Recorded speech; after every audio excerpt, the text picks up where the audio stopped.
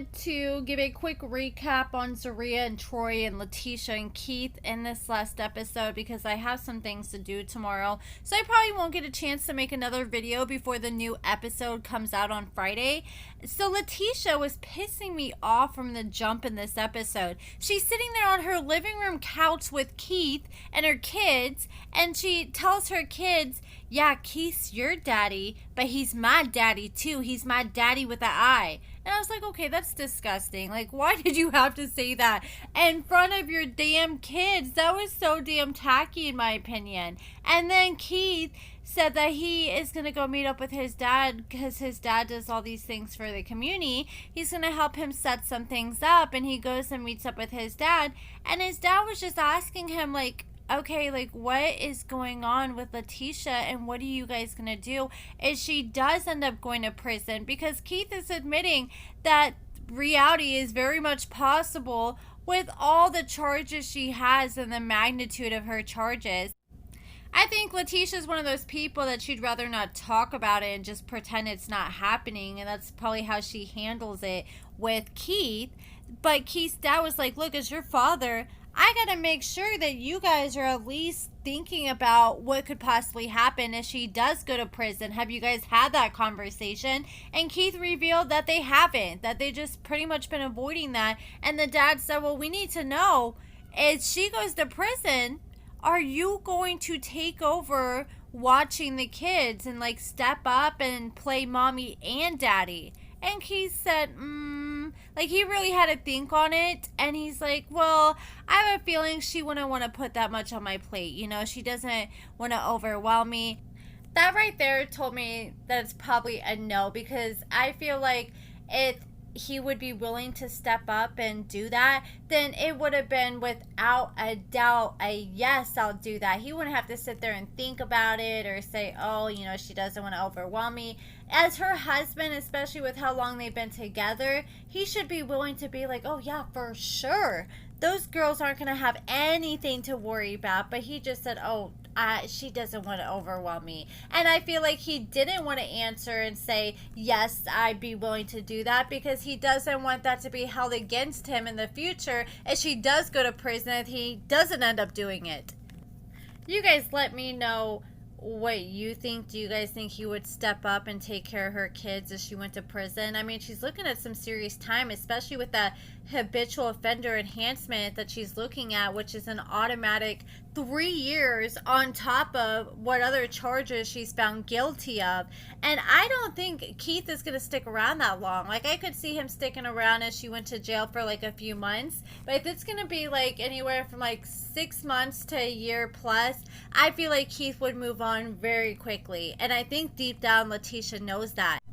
If Latisha went to prison, I bet she'll probably come out with a full head of gray hairs from stressing over that man. Like, if she's this jealous now with him outside of prison and her being free, just imagine if she's behind bars while they're together. Like, she posted on her Facebook a few days ago and she said, touch my husband and we're gonna be Sally, sis. Yes, I'm on TV. Yes, I'm grown, but don't let the glam fool you. I'm still her. That man is married to the stiletto wearing felon herself. And I don't understand the flex about her being a felon that wears stilettos. And then she says, you trying to get cute behind my back while I'm walking with him, trying to catch his attention on some sneaky shit? Nah, you got the version of me that don't care about cameras or cuffs. Disrespect me and I'll show you what life after lockup really look like. I'll catch another charge before I ever let someone complain in my face. And just imagine, like, if she ever does do something to this person that she's talking about, this person could just easily pull up this post and be like, yeah, she pretty much admitted she was gonna do this before she did it. And then Latisha, in this last episode, she went out to eat with her cousin. I think they went and had coffee, and she started opening up about her case. She didn't share a lot, but she's like, look, I try to act like I'm strong, but strong women hurt too sometimes, and it was just giving really manipulative. Like, I know she's probably hurting and going through it, but the way she acted after she like got out of jail for like these last charges, and when she got on live and was just laughing about her charges and being in jail, I'm like, this woman has zero empathy whatsoever. And that's why I don't have any empathy when it comes to her. She doesn't have any empathy for all the people that she screwed over throughout the years, all those innocent victims. And she wants to sit there and act like, oh yeah, you know, I used to have a nice big office with all these employees, but I actually like working in a coffee shop now on my laptop by myself. I can really focus on my customers. Yeah, the few customers that you have left. And the only reason you don't have this business anymore is because your PPP loans probably ran all out. Because according to Sarcasm, Latisha received a lot of PPP loans. It reveals that she received almost $21,000 for her boss tax and accounting business in May of 2020, and she then created a new business called Credit Boss and received another PPP loan for $78,000 then only 2 months later. So she got over almost $100,000 in PPP loan.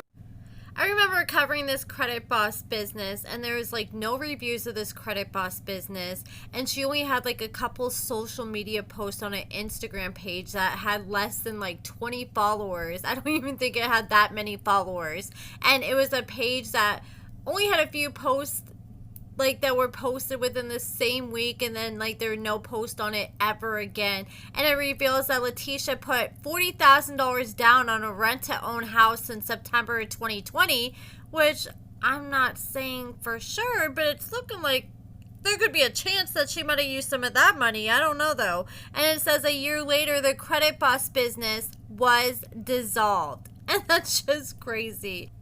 I wouldn't be shocked if that money dried up, and that's the real reason why she couldn't continue to pay the rent and her buildings that she was renting out for her business. But that's pretty much it, guys. So Latisha said she was going to call her lawyer. She tried to call her lawyer and couldn't get a hold of him at first, but eventually they did call back, and I guess they gave Latisha some really bad news, and she just stomped off and said she didn't want to film anymore. And I have a feeling like maybe it was her lawyer letting her know that she got the habitual offender enhancement, where she's automatically going to be looking at a minimum of 3 years if found guilty on top of the charges that she has. I think that's probably what she ended up learning. But you guys let me know what you think in the comments below. And then we just had Zaria and Troy. I'm just going to zoom through them real quick. So Zaria told Troy she was pregnant. Her and Troy went to Troy's dad's memorial, and I think this memorial was important for Troy, for him to have a chance to really go and grieve, because you can tell he hasn't fully grieved while he was in prison, and just get it all out because it's building up his anger. I was like that when I lost my dad. Like, I was really sad, but I was more like shocked. But once I went to his funeral, I could not stop hyperventilating the whole time, and it was just all bad. I couldn't control myself because all the grief and hurt was just coming out, and I feel like that's exactly what Troy was going through. But I'm glad that he had all his loved ones around him. Then Troy pulled out his father's ashes and started wiping them all over his face as he was yelling, "My dad's gonna be with me forever. My father's gonna be with me forever."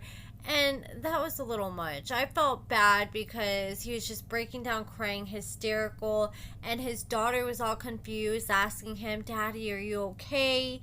And God, that was hard to watch. But I think this is important for Troy to get a little detox. I think he needs to do something beyond this, though, and get like some kind of counseling and really just talk about things and let it all out. And I think that'll make him feel 100 times better after that. But that's pretty much it, guys. Let me know what you guys think about everything in the comments below. Give this video a thumbs up, subscribe, and thank you so much for watching.